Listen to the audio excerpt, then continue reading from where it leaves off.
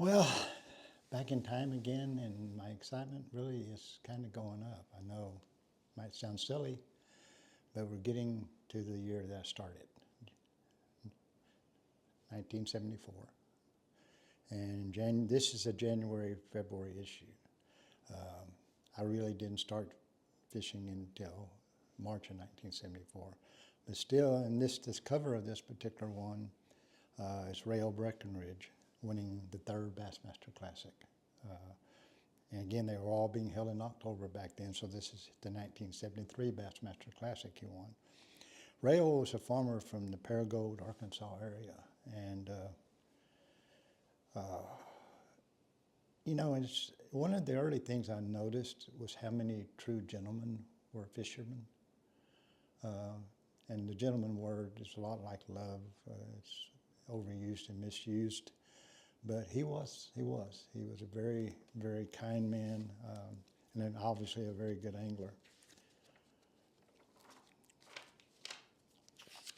But anyway, this issue is kind of about him winning the Classic. And you know, everybody here taking off. They were fishing Clark Hill and not Clark Hill. Yeah, Clark Hill. No, not Clark Hill. Let me find and read this so I say this right. Clark Hill, yeah, that's right. Clark Hill Reservoir, and it's right there outside of Augusta, Georgia, and on the South Carolina-Georgia border. It's a really nice, beautiful lake. But and they went up on the prize money, $15,000 this year. Wow! I mean, I was getting into it at the right time, I thought. And I did. But this is Rayo and his really neat wife, Marilyn. And so it's, this was again, and Rayo just barely beat out Mr. Bill Dance. But I just, boy, I had to read these things over and over and over because I was getting excited. I knew even at this time that for me to succeed, I had to win this tournament. I had to win the Classic. You know, and it's, that was, here it even shows, and here's the other neat thing, and it was part of my ability finally in '76 to win the Classic, was realizing where these Classics were won. Bobby Murray had won his in the backs of the canyons. Don Butler won his in the back of a creek on Percy Priest. This one was won in the back of a very big creek on Clark Hill Reservoir. It even showed the sections that each angler that was fishing it, and it surprised me how many people were. Tom Mann was fishing this section. Rayo was fishing the Magic Mile, what they named the Magic Mile, almost what I would eventually define as area 3 and 4 in the back of a creek. And I'll get into that later, but Roland Martin came up with pattern fishing. He was the scientist, but I really tried to break it down by section, by segmenting lakes. And this area, out at the mouth would have been area 1, in the middle would have been area 2, in the back would have been area 3. Then if you could get really back into this creek channel, that's what I called area 4. And Rayo was in area 3 and partially in area 4, and he won that creek.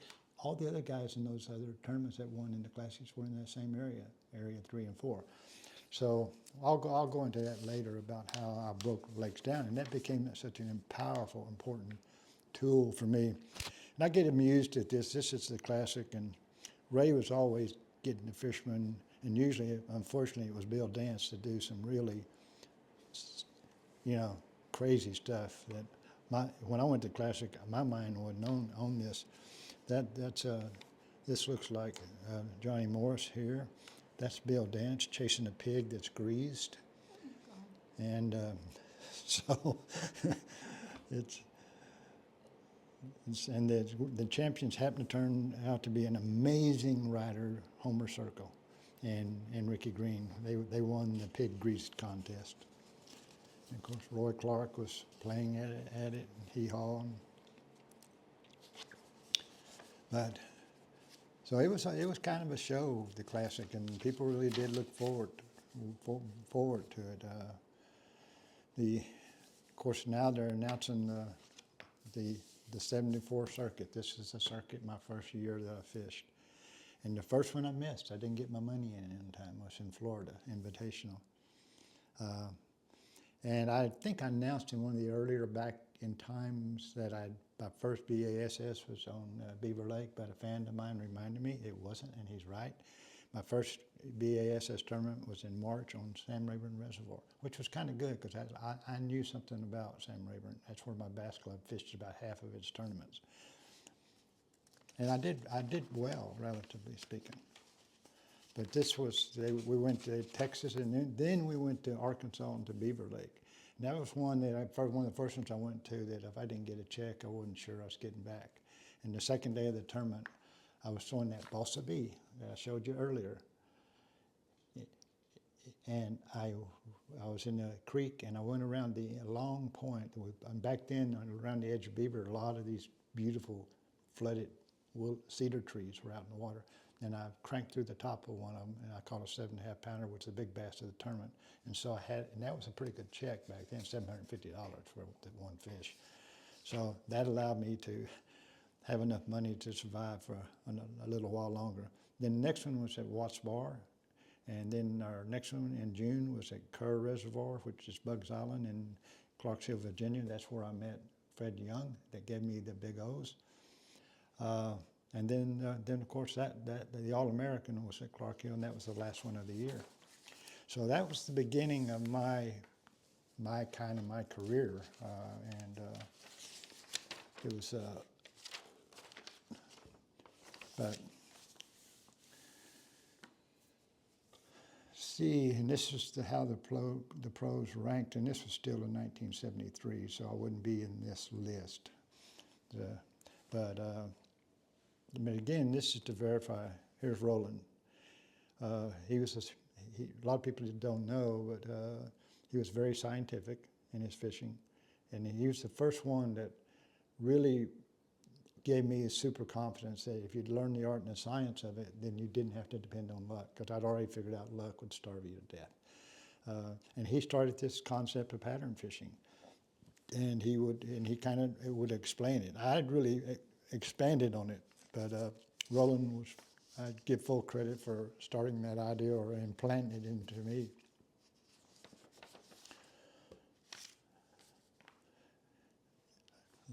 And something else I found, it was just kind of a trivia deal, that Roland actually taught in Brazil for a while as a teacher before he came to Santee Cooper and became a fishing guide, and then from fishing guide evolved into the actual tournament fishing. There's Bobby Murray again. I don't know if he's replaced his front tooth yet, and Bill, and then Billy Westmoreland. He played an important role in that man's life at that Beaver Lake tournament. I'll try to go into that in a future one, because he probably wouldn't be here if it wasn't for him at Beaver Lake.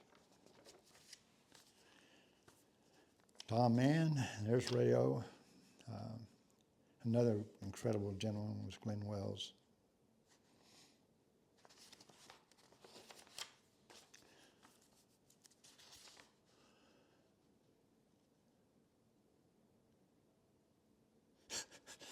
I read Ricky Green here, and again, I give him credit for the first angler I saw that stood all day. But he was talking about technology he'd like to see in the future. And Rick, he's not here anymore, but he wanted back then, and this is 1974, I want something that will count the fish in a school. Forward facing my... Wish granted. Yeah, wish granted, Rick. You need to be reincarnated or something.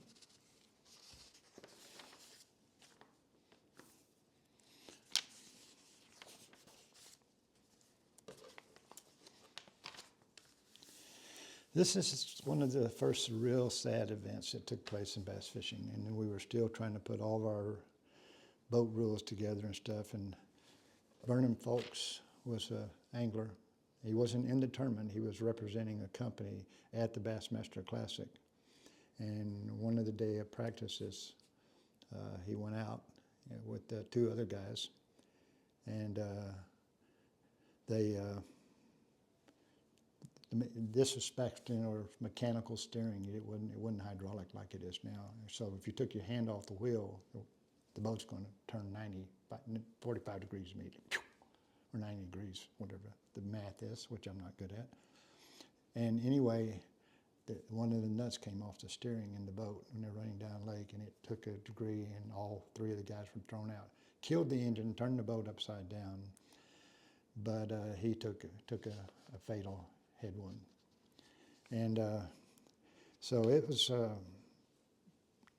you know, and strangely enough, our whole career, my career, we never had a fatal accident with actual anglers in the boat until we went to New York one year, and one of the anglers come in to weigh in, met an angler leaving weigh in, and they ran head on, and two anglers were killed, and that was the first actual, you know, we'd had a few accidents, but no fatalities. But this one I didn't remember until I read this, and again, he was a tournament angler, but he wasn't fishing in the Classic itself at this time.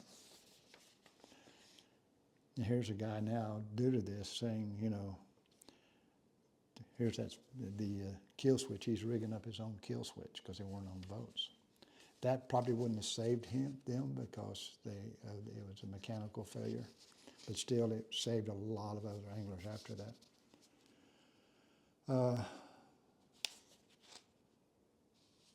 Fred Arbogast, I've gone through these back in times, and I've gained more and more respect for him as a lure designer because I've seen the lures he really was responsible for. And he was invoked into the Bass Fishing Hall of Fame this year.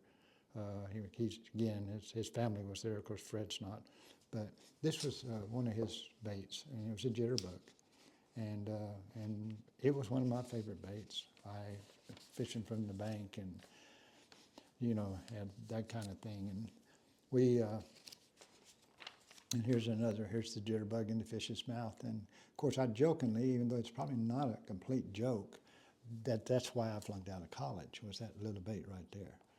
And which was maybe a good thing. Maybe, obviously, maybe I was supposed to be going a different direction, and it forced me to go in the direction I used to.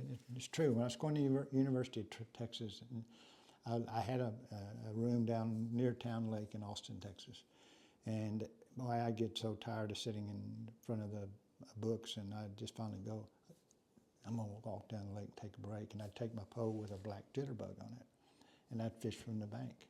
And to this day, I can remember almost every strike that hit me, because you'd go out there as far as you could, like young anglers did, and you'd reel it back, bloop, bloop, bloop, bloop, bloop, bloop. You could hear it. You really couldn't see it. I didn't have a headlight or anything. Boop, boop, boop, boop, boop.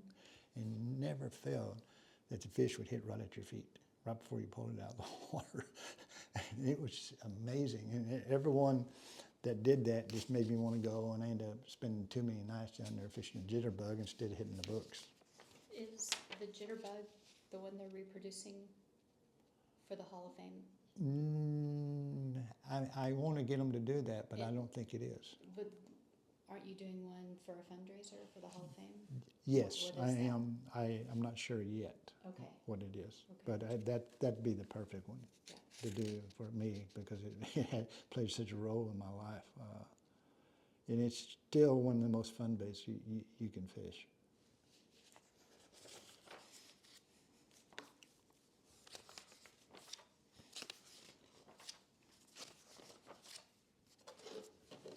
All right, maybe skip over here a little bit.